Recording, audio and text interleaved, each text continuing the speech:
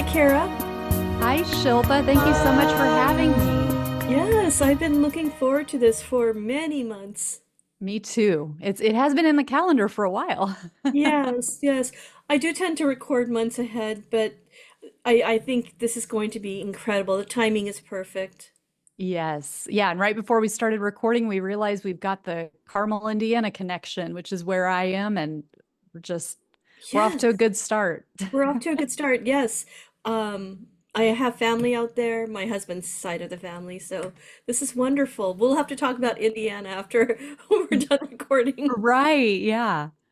Yeah, actually, that might even come into our conversation about how meditation plays into the culture out there. Yeah. Yeah, absolutely.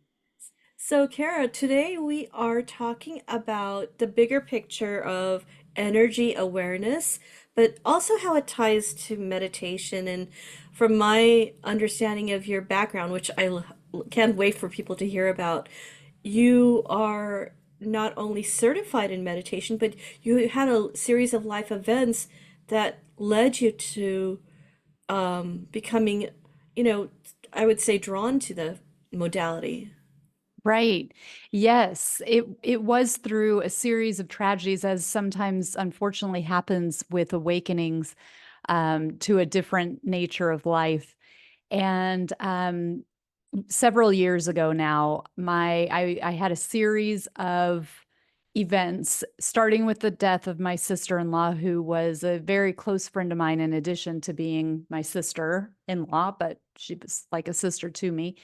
Um, that was followed about 3 weeks later by the death of our dog. And then a few weeks after that, my stepdad was having like a degenerative issue and ended up having surgery for spinal stenosis on his brain stem. Um, very delicate. And then my mother-in-law, a few weeks after that, was hit by a motorbike while she was crossing the road.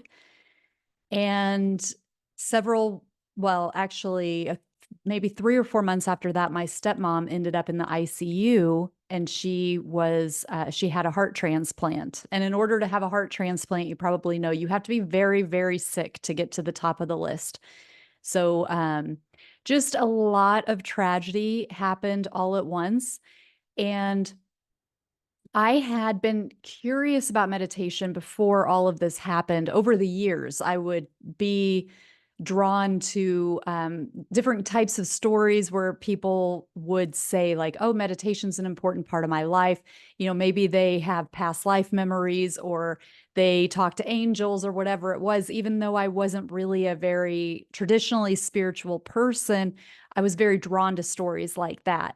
I loved hearing stories that indicated that there was something else going on in addition to kind of the surface level life that we experience. Even though I wasn't necessarily interested in religion and didn't grow up really, really religious, we did go to church sometimes in a Christian Episcopalian church. So it wasn't like I was totally unfamiliar, but didn't really grow up in like a what I would consider a religious household. And so with all of these tragedies happening, I definitely felt that the walls were crumbling. It was just like every time my phone rang, it was bad news, because people don't text terrible news. They call you. And it got to the point where like my phone would start ringing and I'm like, "Oh my God, it's my dad. What happened now?" Or "Oh my God, it's my in-laws, what's happened?" And sure enough, it really did feel like every time I answered my phone, it was something horrible. And because I had been curious about meditation, but I'd never been able to really develop a practice, I would try it, and my mind would just go all over the place, and I wouldn't feel like I would really get anything out of a practice. I never stuck with it. And things got to a point where it really felt critical. And for some reason, meditation just really felt like what I needed, like the right life raft that I needed at that time. And even though I wasn't really convinced I was interested in spirituality, but not really convinced about God, or being convinced that like God should take my problems into account, because even though I was in the midst of personal crisis, I also felt very fortunate. And, there are like children in war-torn countries or who are very sick or whatever. And it sort of felt like, well, don't use your resources on me. I'll be okay, as though God has limited resources. But but I had this kind of inner dialogue on the walk back from taking my kids to school. And I was just like, okay, God, if you exist and if I'm worthy, if this matters, I think that learning meditation could be like, this might be the time that I'm supposed to learn meditation if there is, such a destiny or such a thing as destiny. And but deliver to me, because I've tried this before and not gotten anywhere. So maybe I need a teacher, or maybe, something I haven't thought of, like help me find what will help me develop a meditation practice.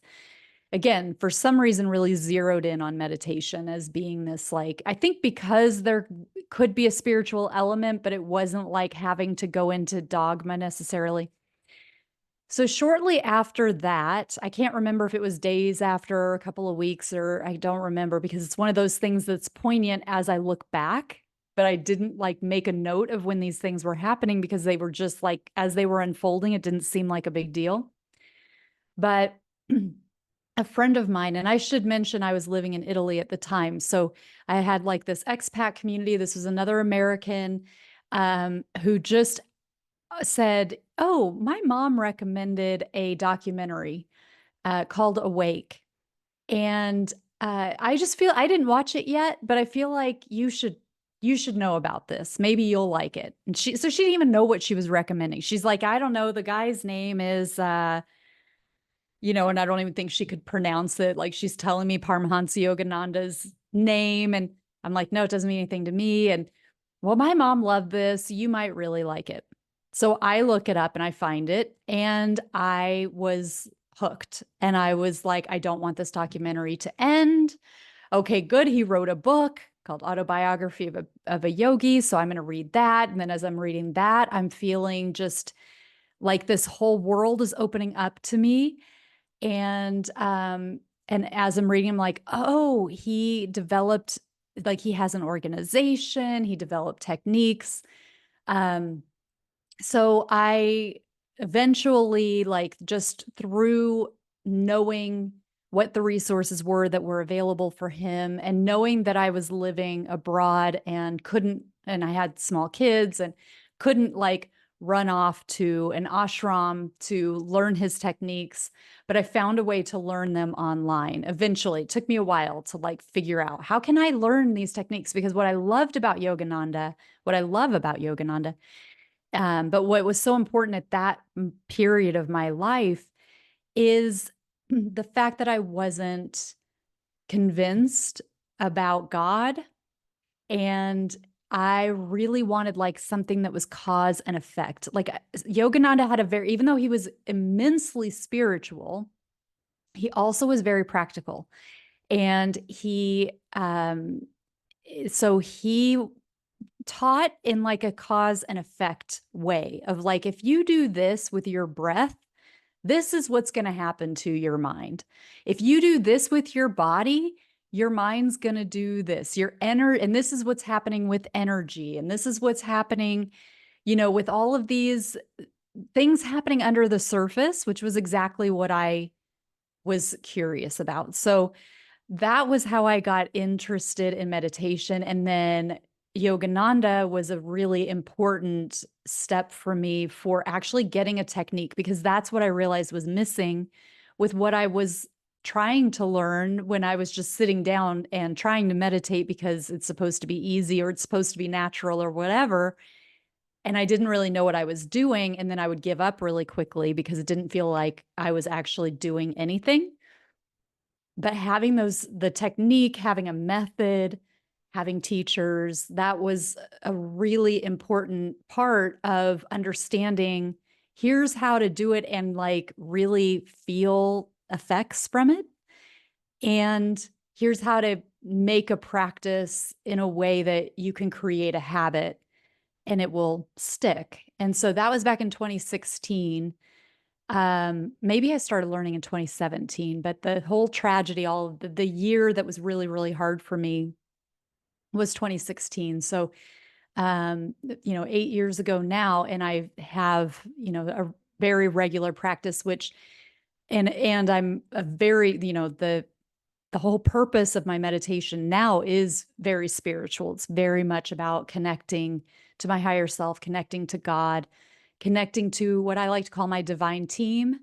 So beings, who are not physically here with us in this third dimension, but are helping on my life path. So that's really like the main reason that I meditate now is to, keep that strong and be able to kind of perceive that, because it's harder to perceive when I'm going about my everyday to-do list and things like that. I find it easier to do that in meditation. So that's how it all came about. And Kara, could you share for those who are maybe finding meditation like this esoteric thing, like you sit down and there's so many modalities out there, and a lot of them do drive into the essence of the truth in terms of science. But when you say sitting down and doing it, maybe you can describe going from no technique or a loose technique to a very scientific technique and the cause and effect that you felt. Yes, what a great question. So, with the way that I learned it, and like you say, there are valid techniques, valid methods that, even moving meditation can be completely valid, or meditating with sound, or, or playing music while you're meditating. There are all kinds of valid ways that people do it. For me, the way that I learned and the way that I teach is to begin with prayer. That's become a very, very important fundamental part of just, and prayer meaning it, it depends how you think about it. For me, it's this invocation. It's like, okay, here's why I'm sitting, and here's who's invited to my party. I'm going to have a meditation party, and here's who can come. I want my higher self. I want my angelic team. I want the ascended masters, and I will list, who I feel connected with or whatever. I even have like my benevolent star family who I feel connected to. So, um, but it's a very intentional, like I'm not getting in this open, relaxed state and then saying whoever wants to play can come in here. It's this like this is who I'm connecting with, and I'm the authority. So that's who's coming. That's who's invited. So that's how I always begin. And subsequently, because I do always begin that way, I do feel that I don't worry so much about protection per se. Like that is kind of my reverse protection, if you know what I mean, where it's like, here's who I want to come, rather than like, I don't want darkness. I don't want, you know, um, but I feel that it's an important element to be deliberate about, when we're talking about energy, right? So what level of energy do I want to interact with? Um, and then I watched the breath. Well, I do a breathing technique. So like you, I'm a Kriyaban. I also really enjoy the Wim Hof method. I don't know if you're familiar with Wim Hof. He's from Scandinavia, and he's known as the Iceman.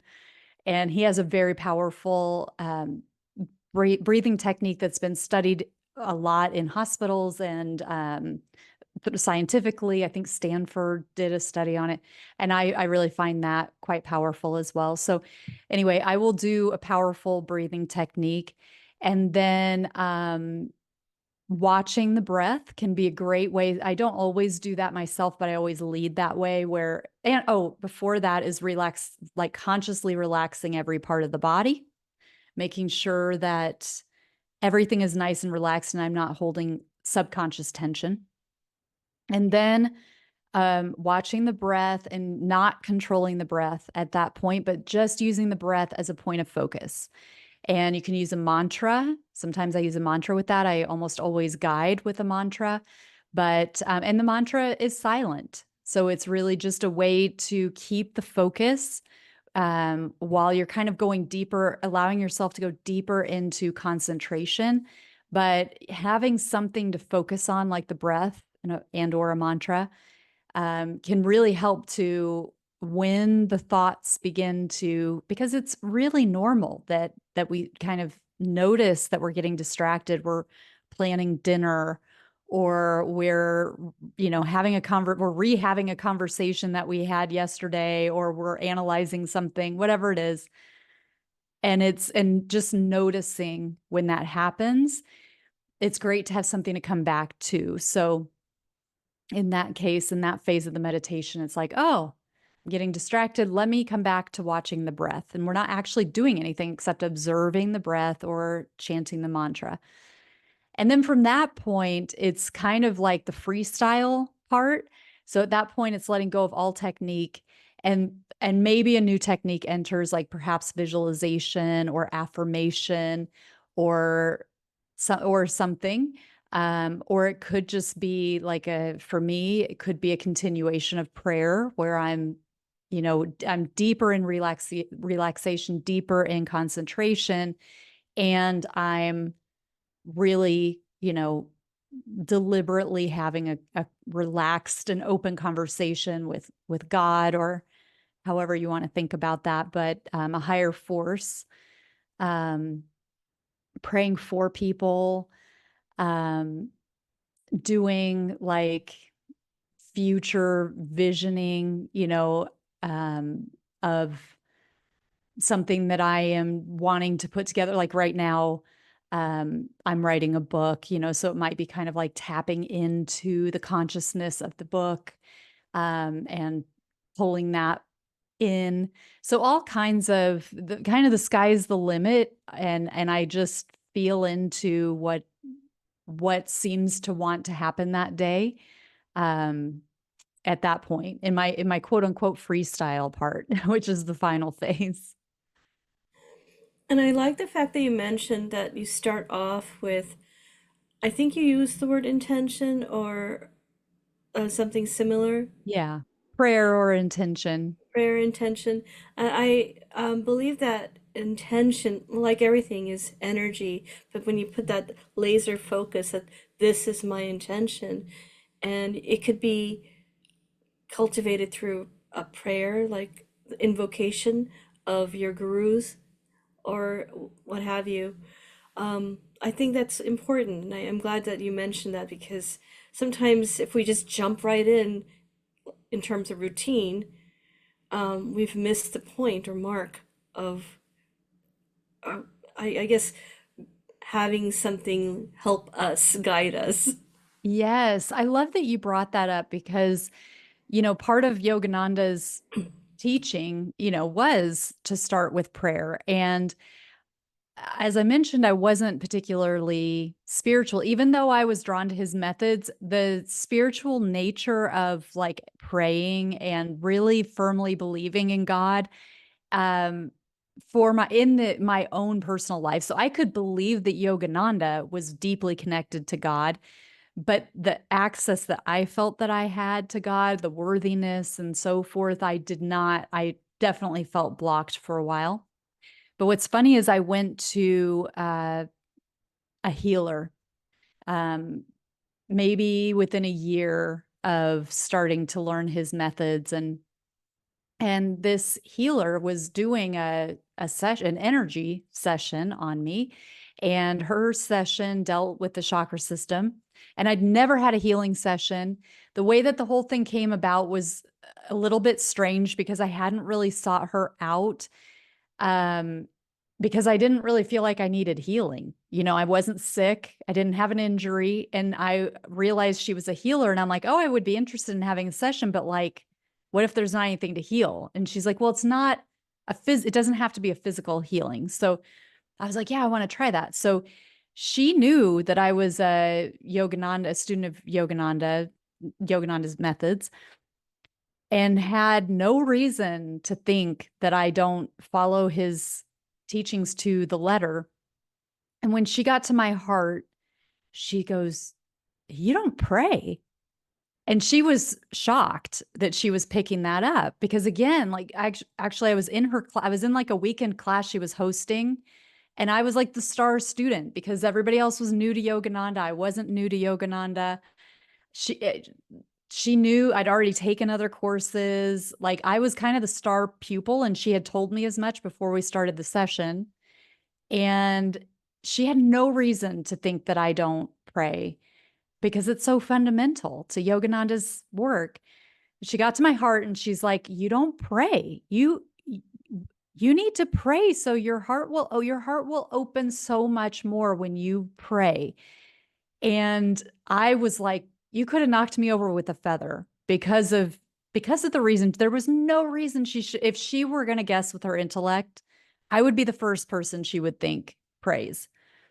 So it's really funny that we're the topic that we're dealing with is energy and energy manifestation and meditation, and that's that was something that was really perceptible to her. That's true for me. So it's funny you should say, Really? yeah, I get stuck and I'm aware. And so Mhm. just today, I'm going to get teary-eyed.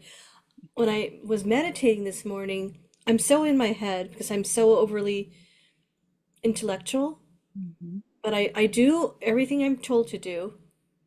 But sometimes I get into overdrive Mhm. because I want to do it so correct.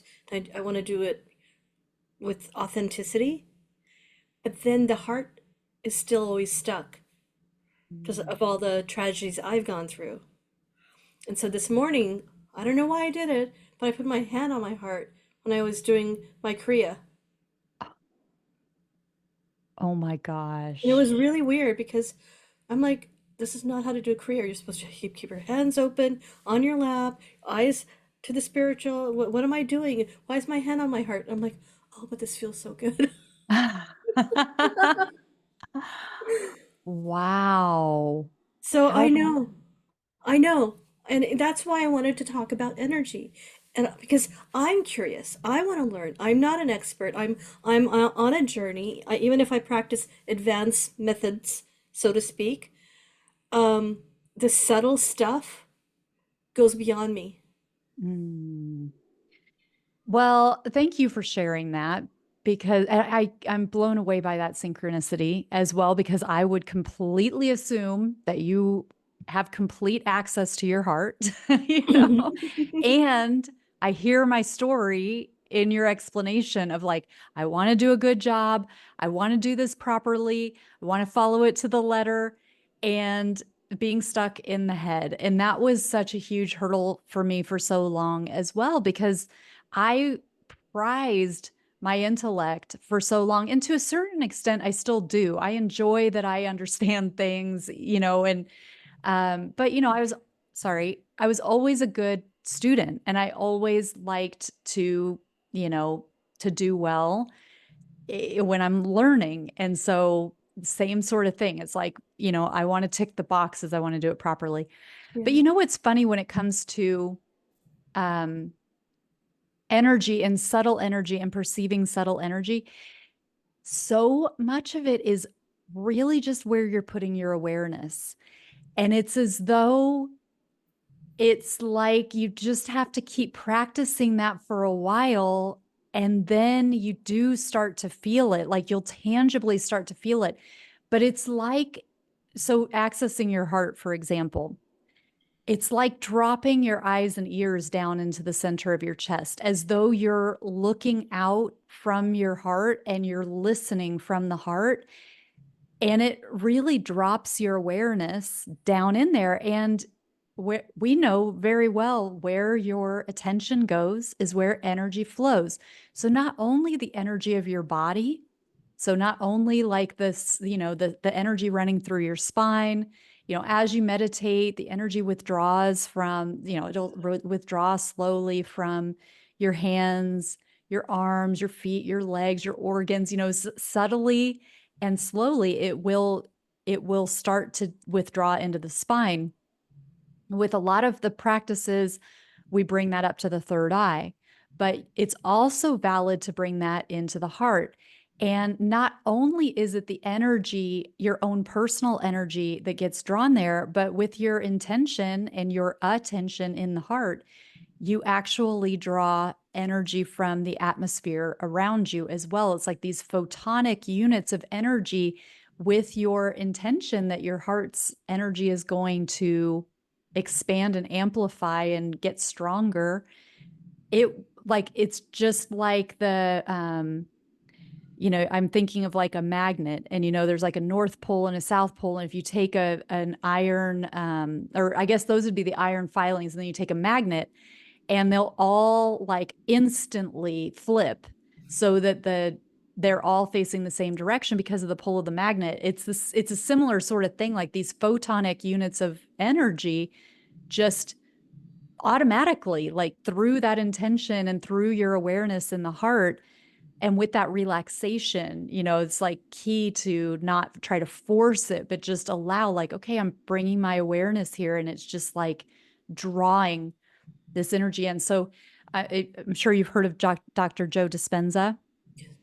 So he's done a very interesting research where he holds these amazing retreats. I've never gone on one, but where they have recording devices where they're measuring the energy in the room.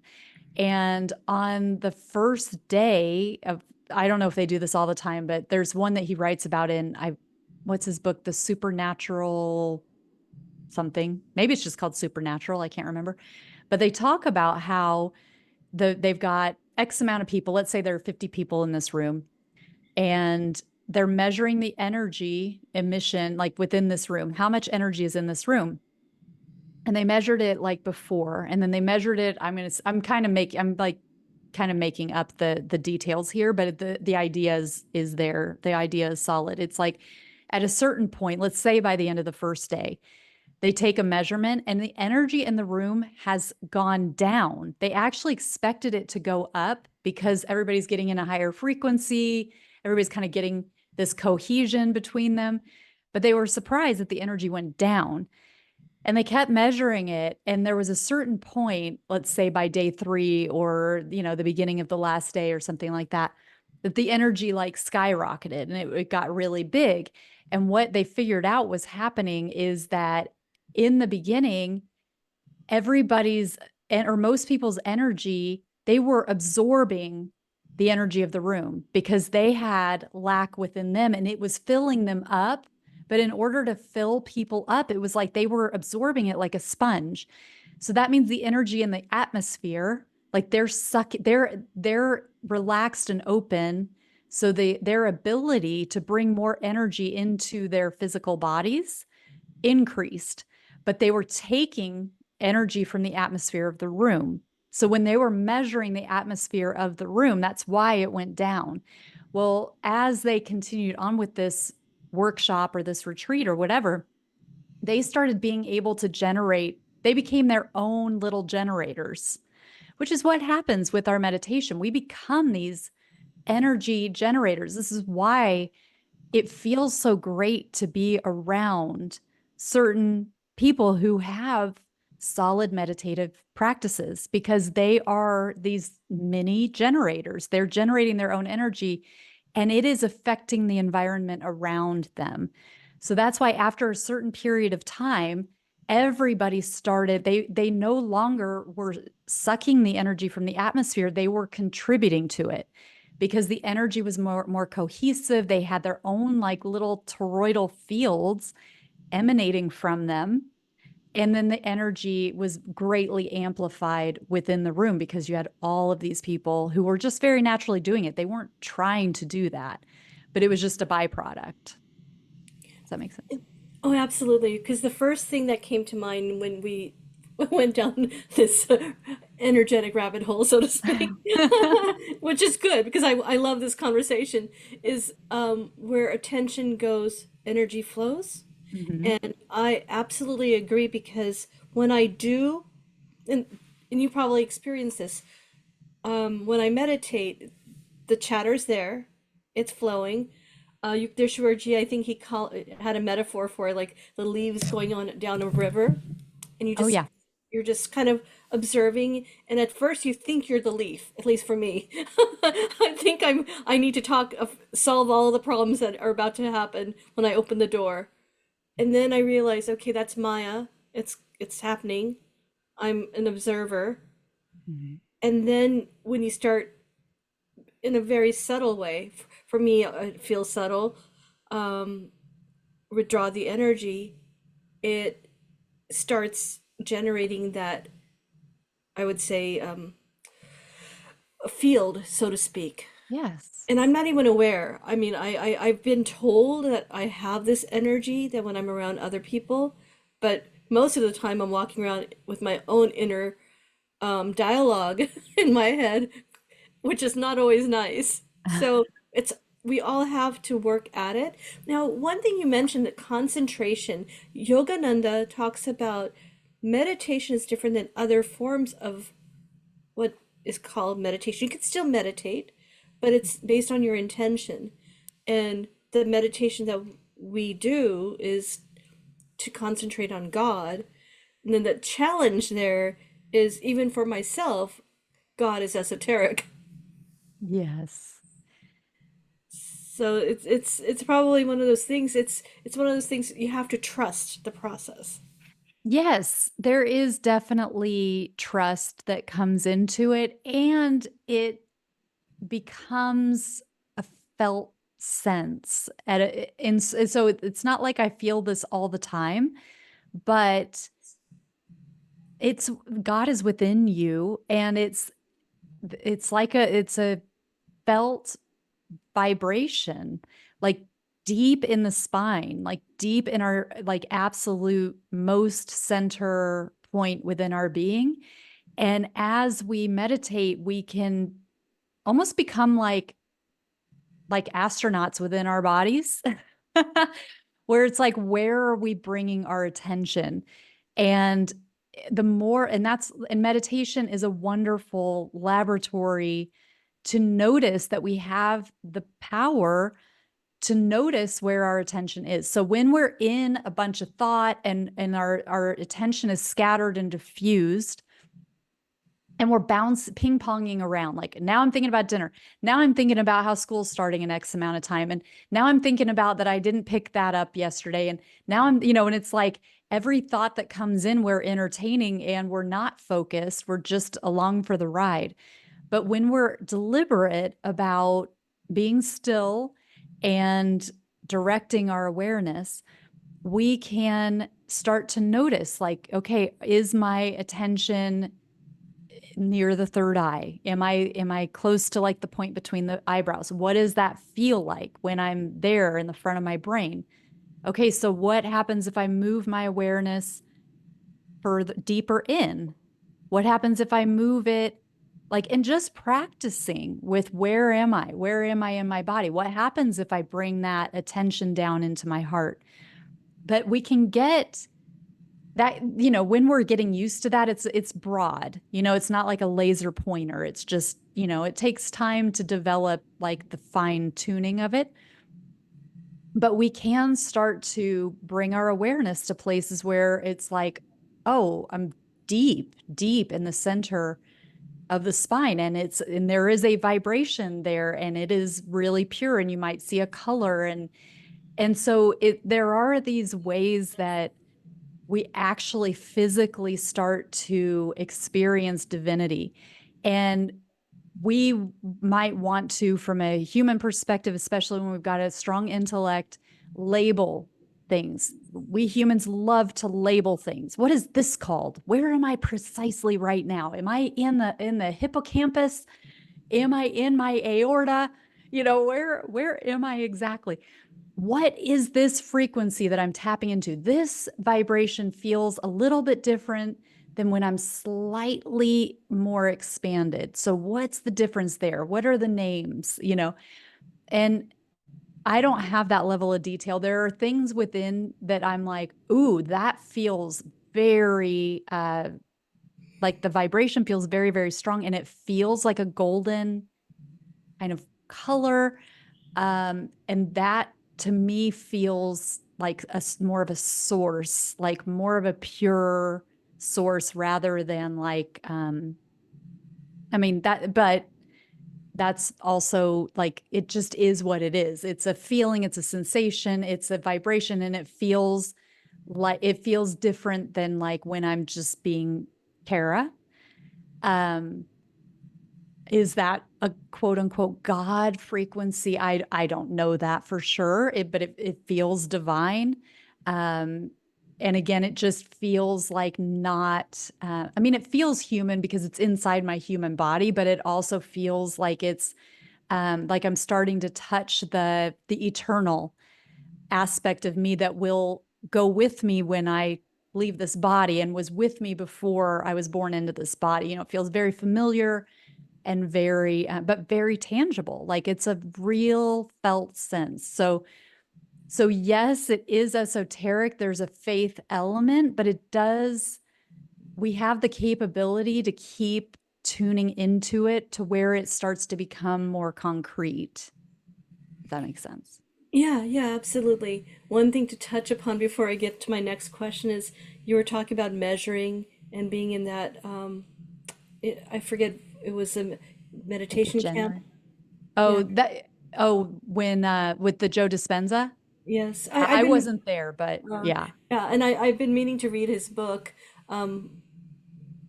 What did you call it? I think it's called Supernatural, the book. Supernatural. Yeah, yeah, it's on my to-do list to read it. And he has a strong connection to Yogananda, I believe. So I there's some don't connection know. there. I'm Um, not sure. I know he was like with the Ramtha school for a while, like the School of Enlightenment, but I don't think he talks about that anymore. okay. Because that kind of went south.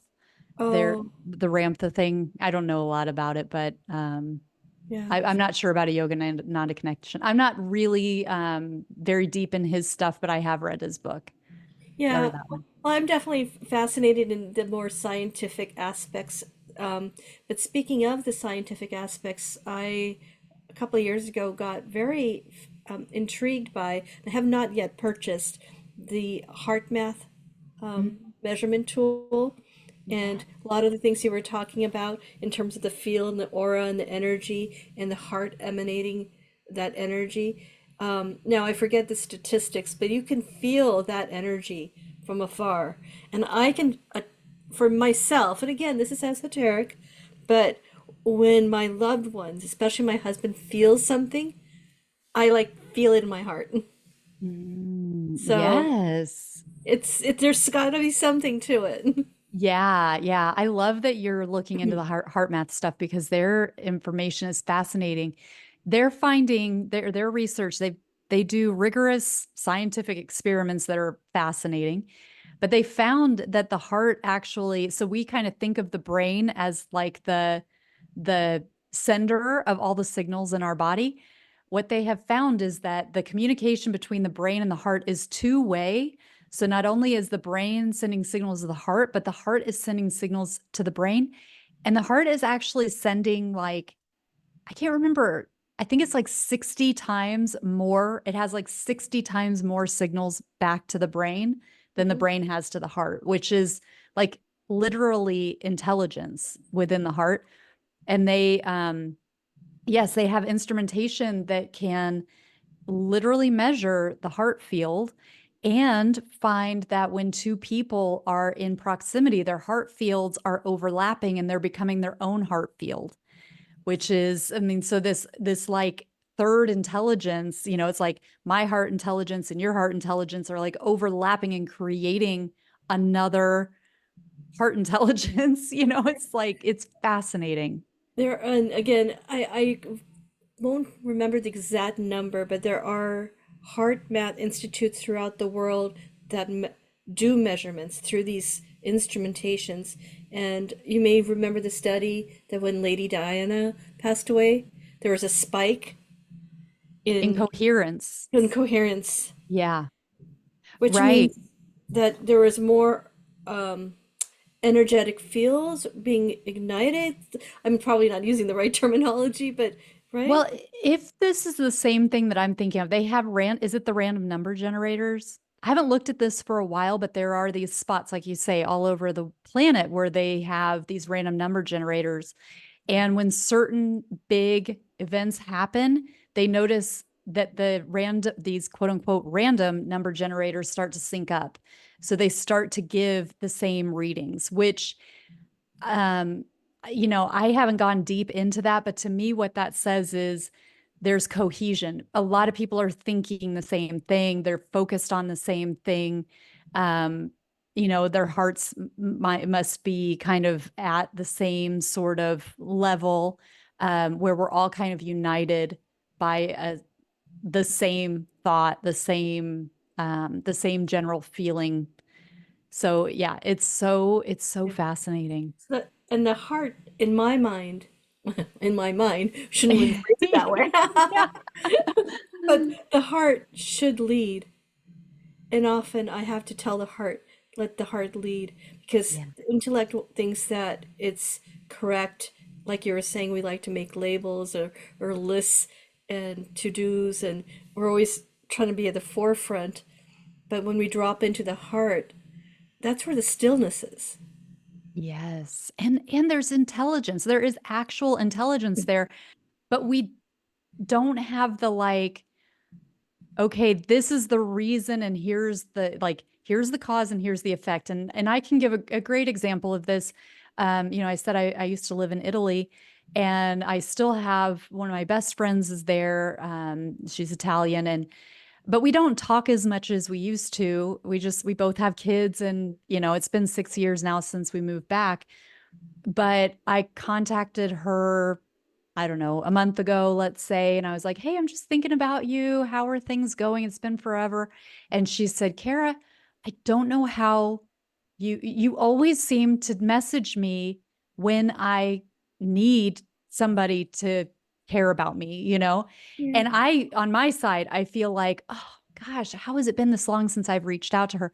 Well, so it feels like I'm slacking, and finally I'm getting around to sending her a message. And then it just so happens to be right when she really needs to hear from a friend. And that happened this morning. I was getting ready. Um, I stopped what I was doing because I was like, okay, I am not taking one more step without contacting her, because shame on me for letting so much time go by when I know she needs a friend. And so I just stopped just in that moment, and I sent her a message. I have to leave the room because my phone's charging. I mean, this is how serious I was about this. I'm going to my phone to text her. And I just said, "Hey, tell me how you're feeling. I'm just thinking about you." And her response was, "I don't know how you feel like this." And then she said, "I'm on my way to the hospital. My daughter has something they need to look at that's shown up unexpectedly on an x-ray." And I had no idea. I had no idea. But all I know on my side is I'm just getting this like, it's time, and I've thought about sending that message 10 times in the last few weeks, and I haven't done it. And today it was like, I'm doing it right now. And in my mind, I'm just thinking, again, I'm thinking, shame on me. I should have done this. I should have. But the fact that, like, for whatever reason, that felt like my idea, but there's some greater intelligence that's like, let her know that she is loved, and that the universe cares about her, and just let and then the timing is magical. So, and then the fact that I haven't followed up with her in 4 weeks or whatever it's been, and the fact that somebody, a bigger somebody, is saying, I see you, and I know you need to know that you're special and that there's magic here." And and then that's the timing. You get somebody out of the blue who's like, "Tell me how you are." And it's so that's the intelligence of the heart. That's that. um but I don't have somebody, I don't have it in my calendar. I don't have it on my to-do list. I don't have, like, steps that I follow that's like, "Oh, I'll be sure that I follow up in a week." to see what's new or whatever it is. It's just this like being in the heart and letting the heart lead. And then it doesn't necessarily make sense, but then you look back on it as it's happening and it's like, wow, there's magic to be had. I could talk to you for hours. I really could, because there's so many aspects of what we're talking about where we could go deeper and deeper, especially when we talk about energy and chakra, and concentration. A couple of things, and I may have to have you back in the future because I'm just I really would enjoying. love to. I'm sincerely loving this Me conversation. too. This is really good. Um, and so I need it because sometimes, even as a practitioner, like you and I, there's just some of it is faith. And that's Yeah. actually sort of what I wanted to kind of wrap it up with is faith. And you actually segued towards the end with something that was going to touch upon, which is when you described just the knowing and it being really perhaps from the heart space. My curiosity is this question, maybe you and I could have part two in the near future about it, is this then what we call intuition? Mm. Yes, I would say very much. They're very much linked. I mean, when I talk about the heart's intelligence, I find that interchangeable with intuition. I feel that intuition very much is a heart-based um, feeling, it's a heart-based activity, experience. Um, and I think that a lot of that comes from what you were talking about with that, like the cohesion, the heart field and how that combined heart field, like when you were talking about your husband or somebody close to you goes through something, you feel it in your heart. And it's like this web that our connector space, like it's almost like, I mean, I do actually believe that the heart is a portal. It's like there's no actual center to it. The deeper and deeper you go, you actually start to, permeate into other levels of reality, other layers of reality through the center of the heart. Um, so it's an amazing connector point, not just for us as like beings interacting with each other, but universal intelligence as well, which intuition plays, intuition is not always even just about another person. It can just be about, some information that you need to know that you don't know how you know it, but it was helpful that you knew it, or that you had the impetus to follow this feeling that you had. So yes, I believe very much that it's all related and points back to intuition. We'll definitely go deeper into that one. And one thing to kind of end on is that so meditation itself is a very strong modality. The type of meditation we're speaking of, I would say, is like the Kriya method, but there's Mhm. different methods, so to speak, and they're all perhaps different layers of effectiveness. Mhm. But also, there's what Yogananda teaches is chanting, and again, Mhm. I've not necessarily been good at that. I can't play the harmonium, but I do have this completely bizarre thing that happens to me where I can be completely like focused and grounded and very I would say somewhat in the head. But the moment I'm listening to Yogananda chanting, and if I'm a part of it, I start crying Oh, yeah. uncontrollably, and it's embarrassing. Oh. And so I try not to chant in public because I'm like, oh no, the tears are coming. Oh no. Oh, I think that's beautiful. I mean, it's touching parts of you. It's like it's vibrating things that are like stuck energy is it's vibrating this and releasing it, and the way that it is expressing that release is through tears, Yeah. and that's beautiful. I mean, I can understand how it feels embarrassing, but it's so cleansing. And Yes. so if you can shift your focus of not just like we've been talking a lot about meditation focus and concentration, but like if you can shift how you see that happening from this like, oh my God, I'm mortified. Why am I and I can't control it. And but it's for one thing, I feel that eventually that response won't be as strong like as you get cleared out, and it doesn't necessarily mean that any sort of story is going to come up about like why what's being released. It might just be like a you because we all have so much stored up. And but I mean that's like such an amazing opportunity for cleansing and release that if I were you, I mean, I'm like, yes, go into that and like let it like bathe yourself in these tears, like let it be this cleansing, beautiful thing that you're like, I feel you get so much benefit out of that. But I understand like just from modern human, it's like, oh no, there's people Yeah. must think there's something wrong. But like if you can change the story that you tell yourself about what's happening and see it as like this really beautiful gift that you're being given, and like Yogananda is working through you and you're using his vibration to do this beautiful cleansing, like I think that's really a huge gift. It is cathartic in Yeah. nature. Absolutely Mhm. cathartic. Now, going back to healing, you mentioned the word healing, and you said something, and I thought, oh, I have to mention that to her as we wrap up. But you went to a healer, and you're like, well, I don't need healing. You spoke my language. I'm like one of those people. Like, I look at most things, and I'm like, oh, that's so woohoo, right? Yeah. So when people would talk, even when I went through meditation training a few years ago, my then coach would talk a lot about healing. I'm like, I don't need to heal. I'm good. Yeah. What's to heal? I think I get it now.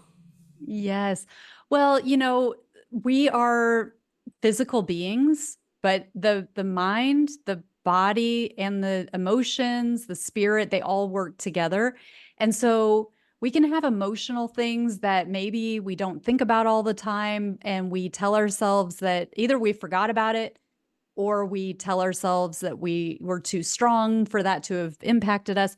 But what it actually does is it creates like a stagnation within our energy field. So these like unhealed things that we've experienced that we um feel that we didn't let ourselves actually feel or properly like fully experience. So let's say there was like taunting or something like a bullying growing up or something. And maybe like we moved away or the bully moved away or we changed classes the next year. And then like we didn't have to deal with that bully anymore, but we never really allowed ourselves to like mourn what we went through. We didn't really let ourselves really feel the vulnerability that we felt, or we told ourselves that like we were additionally embarrassed by like what they were doing, but also that we felt vulnerable, and so it was like, no, I'm tough and I'm not going to let this bother me. But it's like we're telling ourselves these stories, but like we are affected by that. We do feel like hurt, we feel shame, we feel um unsafe, these things that are part of a lot of kids growing up experience. I know I had that experience too as a child. I mean, if anybody is listening, I'm not saying that you had that, but just I think a lot of people listening could be like, oh yeah, I know that I experienced that. And we may feel like the only way that we ever got help from an adult was like to oh, it's okay, just brush it off. And we never really got to reconcile and really feel how that felt and feel seen and feel nurtured. And what that does is just like we store it away like a squirrel, storing a nut, where it's like, okay, we're not ready to deal with that. And so Mhm. it's not that it like goes away, but so that's one example of how we might need healing to come Yeah. Well, through. and we both know, I'm sure you're aware that dis-ease is that energy that has remained locked in, and that is why it manifests in different forms Yes. in our physical body. And I don't think modern science the way it's practiced now, most mainstream ones Right. recognize it as such. So it's like when you go to a doctor, the first thing they're not going to say is, well, have you felt this way and have you been meditating? It's more like, well, here's a pill, Exactly. Right. right? Yeah. So, okay, so I sincerely loved the depth with which we were able to go. I hope we can recontinue on maybe intuition and spirituality in the next season. I would love that. Thank you so much. This has been an amazing conversation. Thank you so much. Thank you, and we can learn more about your book when you return. Yes, I would love to talk about that. Well, thank you so much. I really hope you have a lovely day. Thank you. You too. Thank you so much, Shilpa. Thank you.